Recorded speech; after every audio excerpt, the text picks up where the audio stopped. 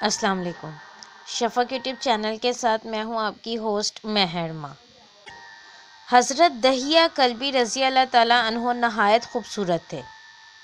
تفسیر نگار لکھتے ہیں کہ آپ کا حسن اس قدر تھا کہ عرب کی عورتیں دروازوں کے پیچھے کھڑے ہو کر یعنی چھپ کر حضرت دحیہ کلبی رضی اللہ تعالیٰ عنہ کو دیکھا کرتی تھیں، لیکن اس وقت آپ مسلمان نہیں ہوئے تھے۔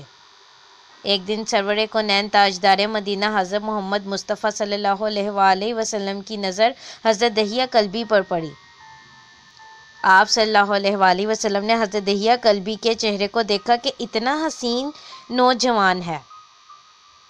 آپ نے رات کو اللہ تعالیٰ کی بارگاہ میں دعا مانگی، یا اللہ اتنا خوبصورت نوجوان بنایا ہے، اس کے دل میں اسلام کی محبت ڈال دے، اسے مسلمان کر دے، اتنے حسین نوجوان کو جہنم سے بچا لے۔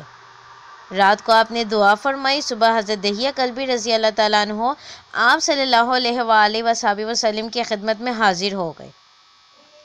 حضرت دحیہ کلبی رضی اللہ تعالیٰ عنہ کہنے لگے، اے اللہ کے رسول صلی اللہ علیہ وآلہ وسلم، بتائیں آپ صلی اللہ علیہ وسلم کیا احکام لے کر آئے ہیں؟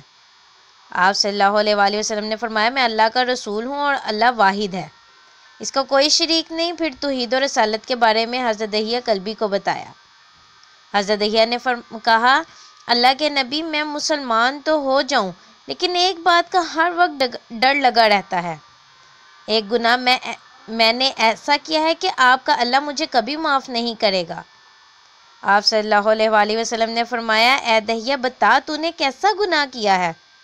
تو حضرت دحیہ کلبی نے کہا، یا رسول اللہ صلی اللہ علیہ وآلہ وسلم، میں اپنے قبیلے کا سربراہ ہوں اور ہمارے ہاں بیٹیوں کے پیدائش پر انہیں زندہ دفن کیا جاتا ہے۔ میں کیونکہ قبیلے کا سردار ہوں، اس لیے میں نے 70 گھروں کی بیٹیوں کو زندہ دفن کیا ہے۔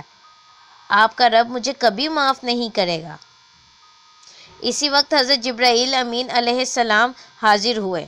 یا رسول اللہ صلی اللہ علیہ وآلہ وسلم، اللہ سلام کہتا ہے اور فرماتا ہے کہ اسے کہیں، اب تک جو ہو گیا وہ ہو گیا، اس کے بعد ایسا گناہ کبھی نہ کرنا، ہم نے معاف کر دیا۔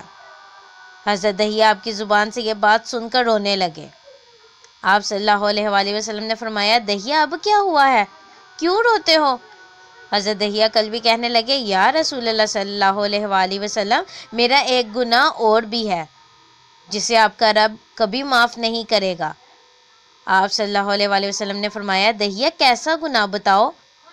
حضرت دحیہ کلب یعنی حضرت دحیہ کلبی رضی اللہ تعالیٰ عنہ فرمانے لگے، یا رسول اللہ صلی اللہ علیہ وآلہ وسلم، میری بیوی حاملہ تھی اور مجھے کسی کام کی غرض سے دوسرے ملک جانا تھا۔ میں نے جاتے ہوئے بیوی کو کہا کہ اگر بیٹا ہوا تو اس کی پرورش کرنا، اگر بیٹی ہوئی تو اسے زندہ دفن کر دینا۔ دحیہ روتے جا رہے تھے اور واقعہ سناتے جا رہے تھے۔ میں واپس بہت عرصے بعد گھر آیا تو میں نے دروازے پر دستک دی۔ اتنے میں ایک چھوٹی سی بچی نے دروازہ کھولا اور پوچھا، کون؟ میں نے کہا، تم کون ہو؟ تو وہ بچی بولی، میں اس گھر کی مالک کی بیٹی ہوں، آپ کون ہیں؟ دحیہ فرمانے لگے، یا رسول اللہ صلی اللہ علیہ وآلہ وسلم، میرے منہ سے نکل گیا، اگر تم بیٹی ہو اس گھر کے مالک کی تو میں مالک ہوں اس گھر کا۔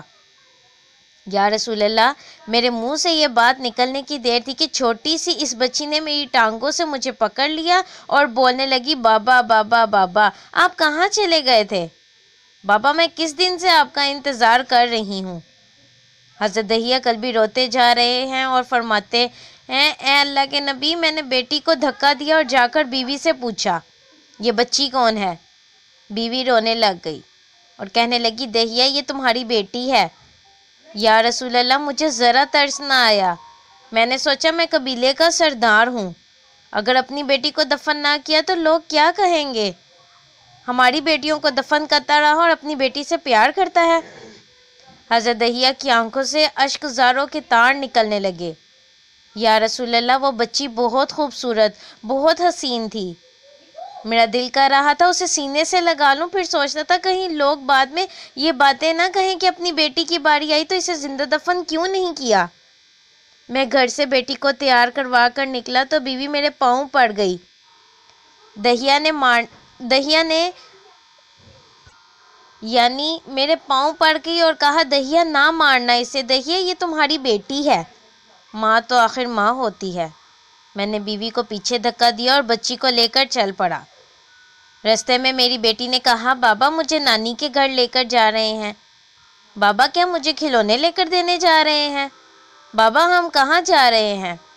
دہیا کلبی روتے جاتے ہیں اور واقعہ سناتے جاتے ہیں، یا رسول اللہ، میں بچی کے سوالوں کا جواب ہی نہیں دیتا تھا۔ وہ پوچھتی جا رہی ہے، بابا کدھر چلے گئے تھے؟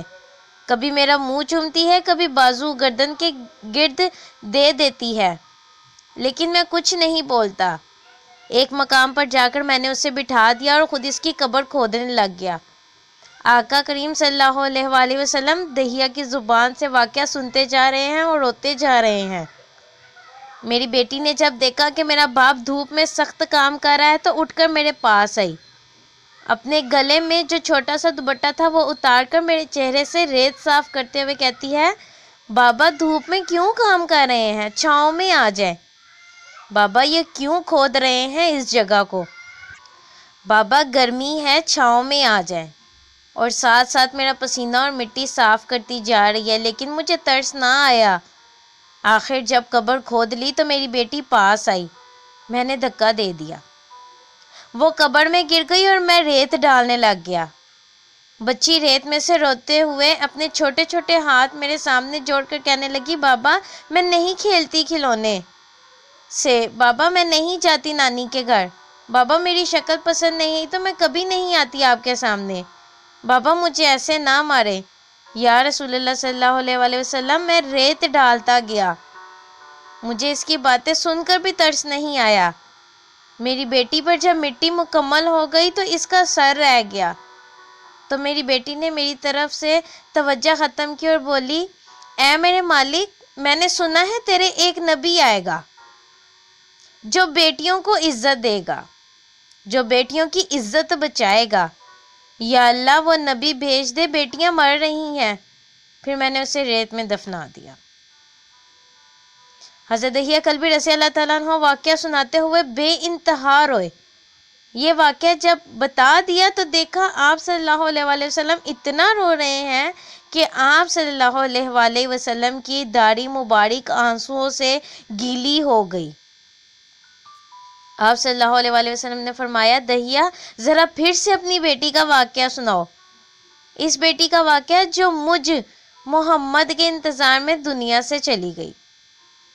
آپ صلی اللہ علیہ وآلہ وسلم نے 3 دفعہ یہ واقعہ سنا اور اتنا روئے کہ آپ کو دیکھ کر صحابہ کرام رضی اللہ تعالیٰ عنہ رونے لگ گئے اور کہنے لگے، اے دہیا کیوں رلاتا ہے ہمارے آقا کو، ہم سے برداشت نہیں ہو رہا۔ آپ صلی اللہ علیہ وآلہ وسلم نے حضرت دہیا سے 3 بار واقعہ سنا تو حضرت دہیا کی رو رو کر کوئی حالت نہ رہی۔